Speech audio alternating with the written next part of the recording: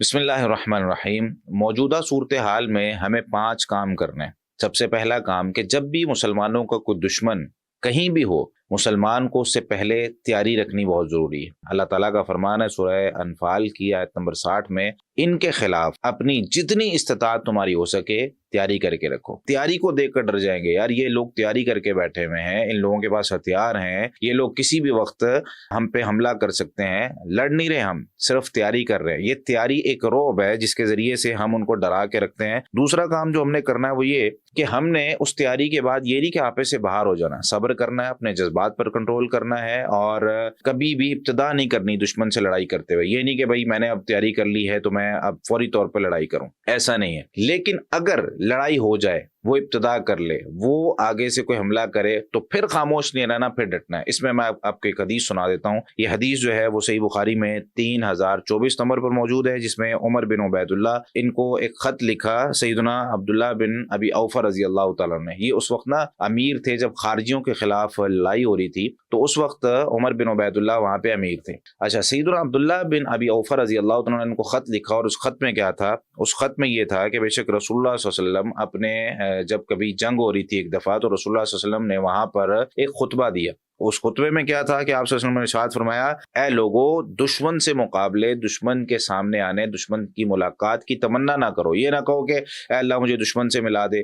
کئی دفعہ ہو سکتا ہے کہ انسان میں تکبر آ جاتا ہے نا، اس وجہ سے اللہ تعالیٰ کو تکبر بھی پسند نہیں ہے۔ انسان جو مومن ہے نا، مسلمان، جب بھی لڑائی کرتا ہے تو اللہ کی مدد سے ہی کرتا ہے۔ وہ کبھی یہ نہیں سمجھتا کہ میں نے اس طرح کیا، وما رمیت اذ رمیت ولکن اللہ رمی۔ آپ نے بھی کوئی مٹی پھینکی ہے، آپ نے بھی کوئی چیز پھینکی ہے، وہ سب اللہ تعالیٰ نے اصل میں پھینکی، آپ نے نہیں پھینکی۔ یہ بات نبی کریم صلی اللہ علیہ وسلم کو اللہ تعالیٰ نے فرمائی تھی۔ تکبر اس کے اندر نہیں آنا چاہیے، کبھی یہ نہیں ہونا چاہیے کہ بس میں آج لڑوں گا تو میں یہ کر دوں گا، نہیں، ابتدا نہیں کرنا۔ اللہ تعالیٰ سے عافیت مانگو، اللہ تعالیٰ سے تم نے ہمیشہ عافیت مانگنی۔ عافیت کیا ہوتی ہے کہ یار بغیر لڑے زندگی گزر رہی ہے، ٹھیک ہے، اچھی بات ہے، میں ایک صحیح سالم زندگی گزار رہا ہوں، نہ کوئی زخم مل رہا ہے، نہ کسی کو دکھ درد دے رہے ہیں، تو ٹھیک ہے، آرام سے جی رہے ہیں۔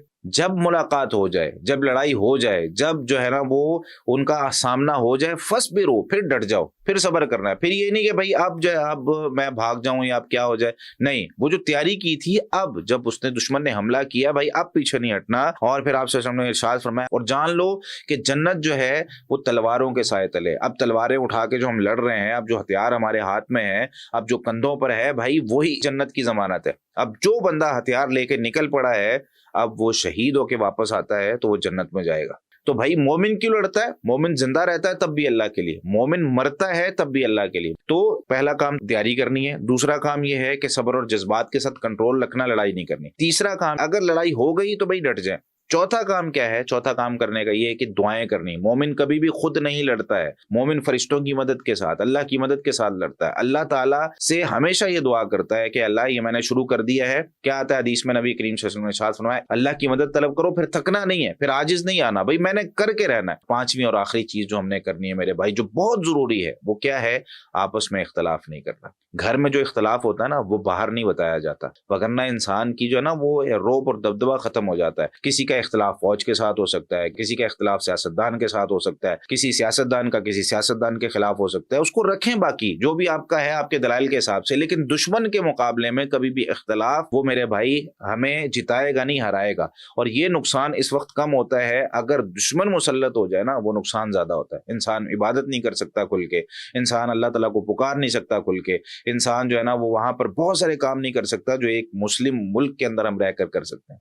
تو اس لیے دشمن کے مقابلے میں کبھی دشمن کو موقع نہیں دیتے، ایسی پوسٹیں کبھی شیئر نہیں کرنی جس سے ہمارے مسلمانوں کا دل جو ہے نا وہ ایسا ڈر رہا ہو اور دشمن کو تقویت مل رہی ہو۔ وہ پوسٹیں شیئر کریں، وہ مواد شیئر کریں جس سے مسلمانوں کو تقویت مل رہی ہے، جس سے مسلمانوں کو طاقت مل رہی ہے۔ وہ پوسٹ شیئر کریں، وہ چیزیں اور وہ ویڈیوز شیئر کریں، اس طرح کی باتیں، اس طرح کی آیات اور اس طرح کی احادیث شیئر کریں، اس طرح کے واقعات شیئر کریں کہ بھئی مسلمان جیتے ہیں۔ مسلمان ہر وقت جو ہے نا جیتتے چلے آئے ہیں، احد میں، خندق میں، بدر میں، اس کے علاوہ قسطنطنیہ کی جنگ ہو، یرموک کی جنگ ہو، کوئی بھی جنگ ہے بھائی، مسلمان جیتے ہیں۔ ان واقعات کو تازہ کرنے کی ضرورت ہے، ان چیزوں کو بتانے کی ضرورت ہے، اپنے بچوں کو سنانے کی ضرورت ہے۔ آیت سنا کے بات کو ختم کرتا ہوں۔ سورہ انفال کی آیت نمبر 46 میں اللہ تعالیٰ نے فرمایا، اور اللہ کی اور اس کے رسول کی اطاعت کرو، ولا تنازعوا، آپس میں نہ جھگڑو، آپس میں اختلاف نہ کرو، آپس میں ایک دوسرے کی باتیں اس وقت جو ہے نا وہ اچھالنے والی، ایک دوسرے کی عزتیں اچھالنے والی نہیں ہے۔ فتفشلوا، تم بزدل ہو جاؤ گے، وتذهب ريحكم، تمہاری ہوا اکھڑ جائے گی، تمہارا روب اور دبدبہ ختم ہو جائے گا،